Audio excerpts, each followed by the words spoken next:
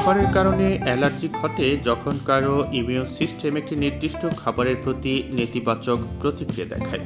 শিশুদের মধ্যে খাবারের অ্যালার্জির প্রাদুর্ভাব বিশ্বব্যাপী প্রায় 4%। এক্ষেত্রে সবচেয়ে পরিচিত কিছু কারণের মধ্যে রয়েছে ডিম, দুধ, চীনাবাদাম, গম, সয়া এবং কাঠবাদাম। তবে সবার ক্ষেত্রে একই উপসর্গ দেখা দেয় না, এটি ব্যক্তিভেদে পরিবর্তিত হতে পারে। শিশুর কোনো খাবারে অ্যালার্জি আছে কিনা তা বোঝার জন্য এই লক্ষণগুলো খেয়াল করা যেতে পারে।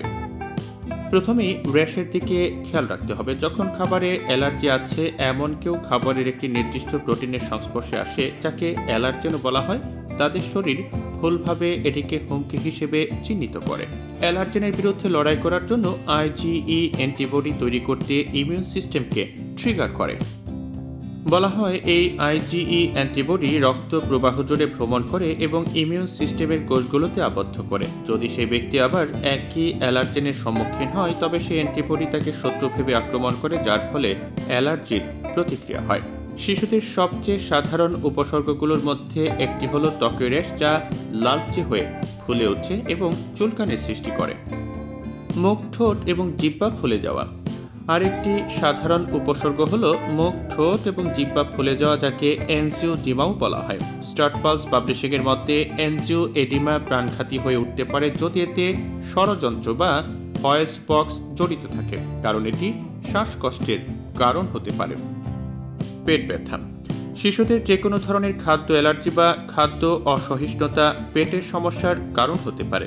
উপসর্গগুলোর মধ্যে বমি বমি ভাব, বমি, ক্র্যাম্পিং এবং ডায়রিয়া থাকতে পারে।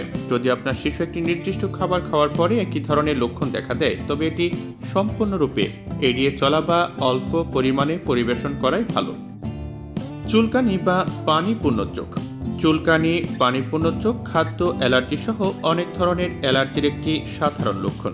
এগুলো হিস্টামিন মুক্তির কারণে ঘটে, যা অ্যালার্জির প্রতিক্রিয়ার উপর ইমিউন সিস্টেম দ্বারা উৎপাদিত একটি রাসায়নিক। এটি চোখের মধ্যে প্রদাহ এবং জ্বালা সৃষ্টি করে, ফলে এই ধরনের সমস্যা দেখা দেয়।